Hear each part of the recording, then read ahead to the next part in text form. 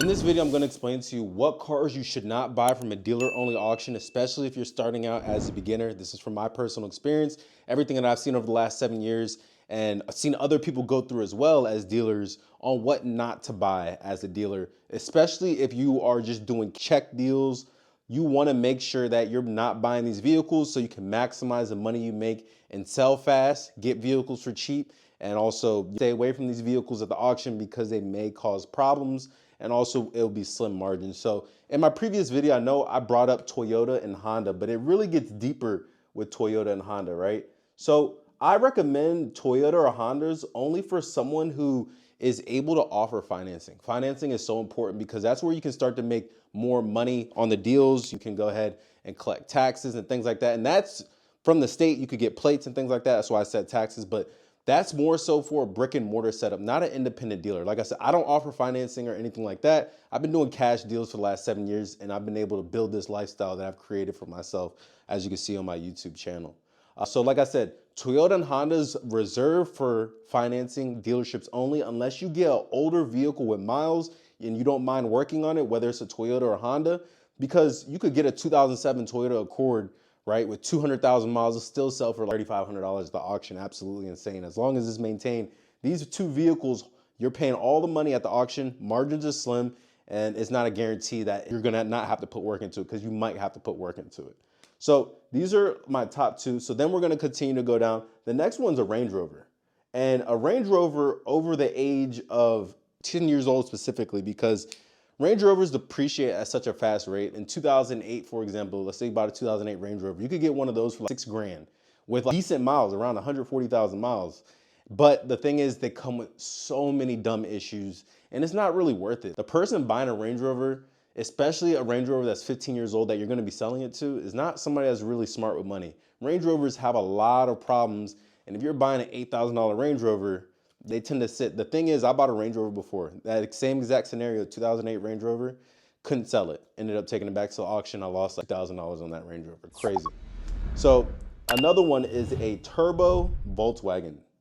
So turbo Volkswagens tend to have a lot of issues when it comes to overheating, engine failure. I just tend to stay away from turbo Volkswagens. They don't sell as fast either, and they have a lot of dumb issues as well.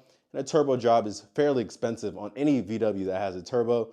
If you think about a Volkswagen, think about an Audi, that's the same thing as well. If you get an Audi with a turbo, they're a little bit trickier vehicles. You could get some that are reliable, but a lot of these turbo VWs and turbo Audis, they have timing chain issues, especially if you're buying one 10 plus years or older.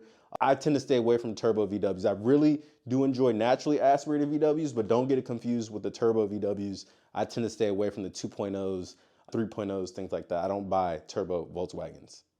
Another vehicle that I tend to stay away from are specific year for Nissans with the CVT transmission. So these are known to have transmission issues. A lot of people stay away from it. I would only buy one if I'm able to test drive it at the auction. Some auctions do allow you to test drive, but most of them don't. The Nissans with the CVT transmission is just, they're not good. They always have transmission issues. And other vehicles that have transmission issues are Fords. I know I said that you could get them extremely cheap, right? But you gotta make sure you're doing your due diligence, right? Because these two right here, they have transmission issues. Other than that though, they're not too bad. I'm gonna put that right here, not too bad, but transmission issues are annoying. It's hard to deal with.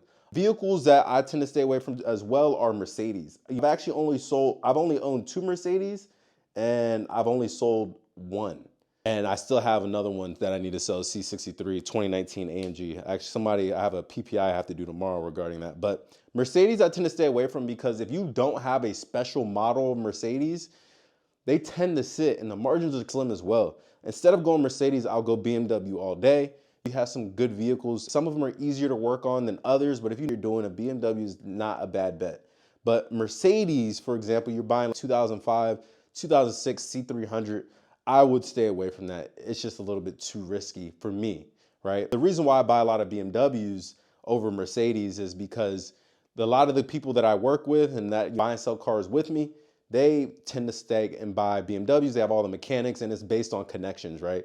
I have a really good connection with a BMW, so that's why I tend to buy BMWs more over Mercedes. Maybe if I had a connection like that helped me repair Mercedes, I'll buy Mercedes, but it really depends on if you have a background with Mercedes, you work on them, go ahead and go with the Mercedes. But like I said, these vehicles I tend to stay away from.